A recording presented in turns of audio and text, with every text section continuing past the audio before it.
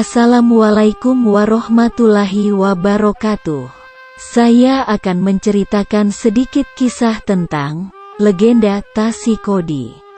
Tasi Kodi dalam bahasa Kaili yang berarti laut kecil.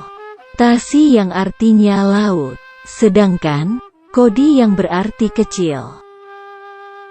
Dikisahkan pada zaman lampau bahwa tempat itu adalah daratan yang menjadi tempat hunian masyarakat, dengan dipimpin oleh Totua Nungapa. Suatu hari sang Totua Nungapa akan melaksanakan upacara adat Mogero untuk anaknya yang bernama Fangga dan Jungga. Menjadi kebiasaan zaman lampau, setiap upacara adat Mogero ada satu bagian yang terkesan sadis, yaitu mengorbankan anak budak dengan cara dibunuh, atau dalam bahasa Kaili disebut Tauni Sasa.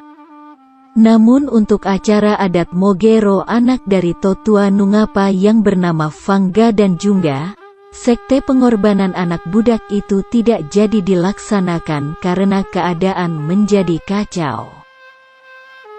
Dikisahkan sebelum acara adat dimulai, sang anak budak yang akan dikorbankan itu meminta agar dia diberi kesempatan memainkan gendang atau nokkanda gimba.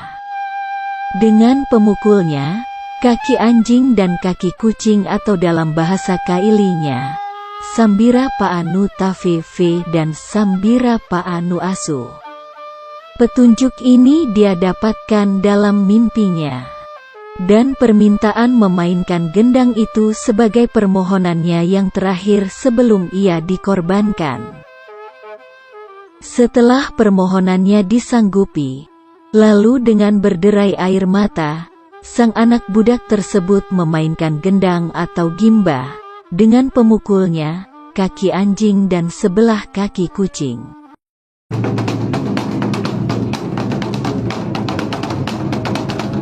Sambil ia membaca mantra atau gane yaitu Toyobaka, Lutaka, Tonjobaka. Seketika langit pun menjadi gelap dan badai pun datang. Kilat menyambar dan disertai angin kencang, hujan deras, tanah bergoyang bahkan meletus dan menyemburkan air asin. Seketika suasana menjadi kacau, rumah-rumah tenggelam. Bahkan manusia berlarian termasuk anak Totua Nungapa yang bernama Fangga dan Jungga. Namun banyak yang tidak selamat alias mati tenggelam. Tidak lama kemudian daratan itu berubah menjadi kolam air asin sehingga sampai sekarang tempat itu dinamakan Tasi Kodi atau lautan kecil.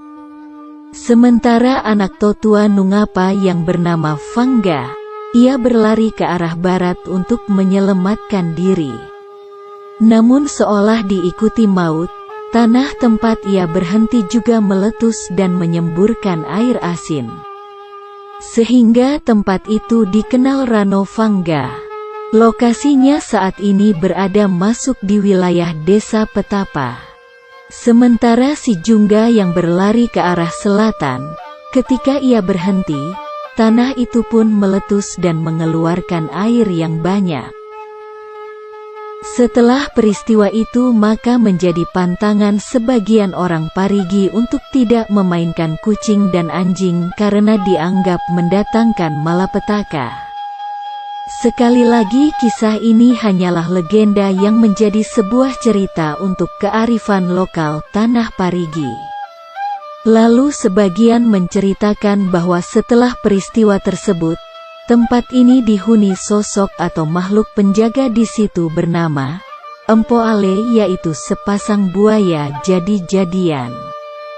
Dan perkembangan selanjutnya ada yang mengatakan di situ terdapat beberapa makhluk astral.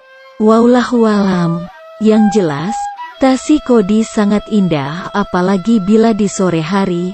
Lokasi dari Tasi Kodi tersebut berada di tepian jalan trans Desa Lebo, Kecamatan Parigi. Tabe, hanya berbagi cerita rakyat, bila ada yang keliru mohon dimaafkan. Wassalamualaikum warahmatullahi wabarakatuh.